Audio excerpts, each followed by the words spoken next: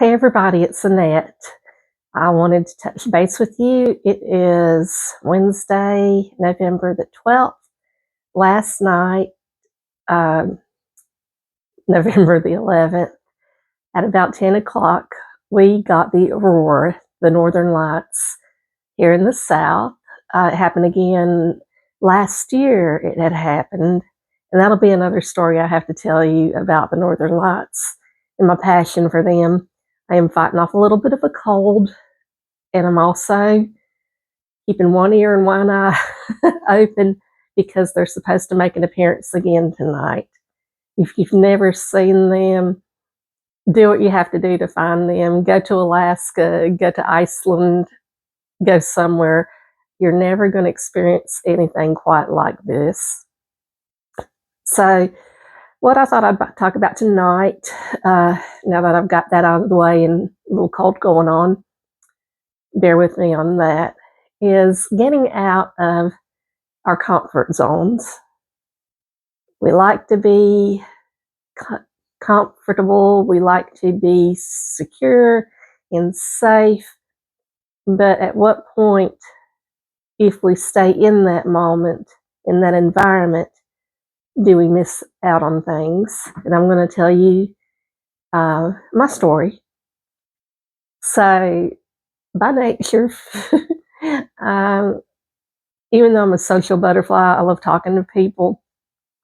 Deep down inside somewhere, way down inside now, is, that shy little girl, woman, whatever. Over the years, I've had to overcome that because you get put in, especially going to college and stuff, you get put on group projects and sometimes inadvertently find yourself as the leader of that group project, even though you didn't want to, but you're doing it because somebody had to step out for, problems within the family, health issues or whatever.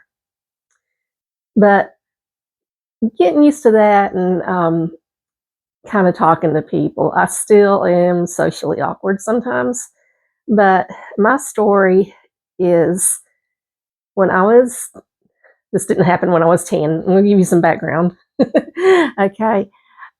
When I was like about 10 years old, I saw the most fascinating cartoon story on TV. And the title of it was The Lion, the Witch, and the Wardrobe by C.S. Lewis. That story for years has held a special place in my heart. The story of Aslan and the Christ-like figure he represents, and the adventures going from the professor's home into the wardrobe and then into Narnia. I loved all of it. That story just really resonated with me. So fast forward, I'm grown up, I've had kids, and I find out our university that I was working at was going to be putting this on.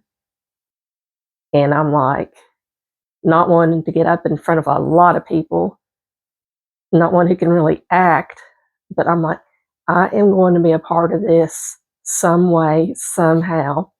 Even if I just stand there as a tree, I'm getting in. So I did the audition, I did the monologue. I didn't know that you could just pull off a regular monologue. I wrote mine. So I did it, and then I got cast as one of the dark creatures and one of the bad guys. Well, the lady who got cast as the crusty housekeeper, Miss McCready,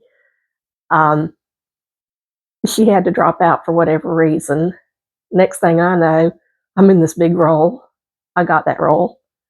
I think I was the oldest person there, so maybe it was fitting that they put me, as the crusty old lady who was mean to the kids. But it was really amazing. I remember everything. I remember the cues, the lights dimming and coming up. I remember where we stood. But again, that shyness and getting in an auditorium that seated 500 and something people. This is what I did to psych myself up. So before every performance, we were going to do, I think, 4 performances and 1 matinee. And the director sent to all these schools these invitations to come see this, because this is a big thing and it's a really good story for kids.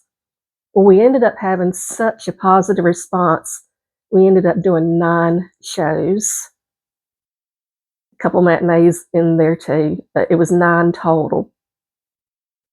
So while it was dark, while we were in our places, before we were getting ready for our first entrance, what I would do to get out of myself and my insecurities, I would say, these people are here to see a story, to be entertained, for a couple hours, to kind of go somewhere else in their mind, take them somewhere else, forget about everything else going on in the world, and be there.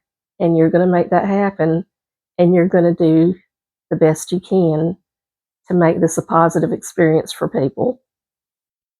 And every time, before every performance, that went through my head.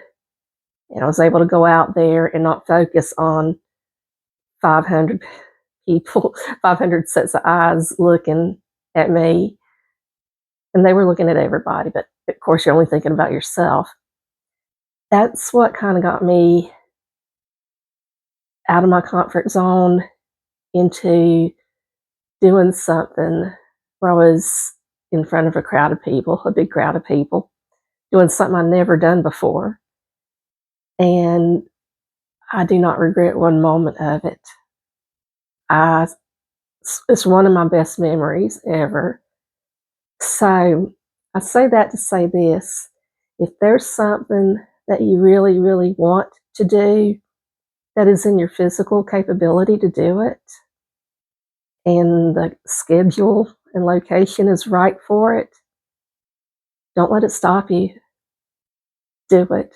Just do it, because you're going to look back on it one day and go, that was really amazing. I didn't think I could pull this off, and I did.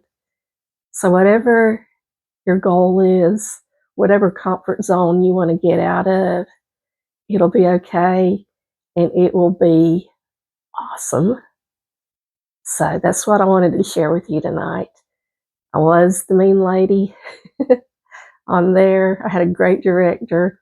Hard for me to be a mean person because I am a mother. But he would say, I don't believe you. I don't believe you.